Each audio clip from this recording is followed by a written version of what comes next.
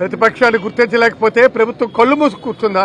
పాలకపక్షం ఈనాడు ప్రతిపక్షాన్ని గుర్తించాల్సినటువంటి అవసరం ఉంది. అది మానేసి ఇది 11, అది 11, అది 11 ఇవన్నీ ఏమిటండి? ఇవి అవి అన్ని కలిపితే 111. This is not fair. ఇది ప్రజల సమస్యల మీద ప్రతిపక్షం ఆటోమేటిక్గా ఆలోచిస్తే వస్తుంది. అది డెమోక్రసీ. ఆ ఆలోచన లేదు ఈ ప్రభుత్వానికి, ఆలోచన లేదు. లేకపోతే ఎందుకు వస్తుంది? ఢిల్లీలో 3 ఇచ్చారు, అలాగే తమిళనాడులో 5 ఇచ్చారు, ఇక్కడ 11 మంది ఉన్నారు. తర్వాత కౌన్సిల్లో ఎంతమంది ఉన్నారు మా వాళ్ళు? ఈ రోజుకి మాదే మెజారిటీ. మేమేం చేయాలి?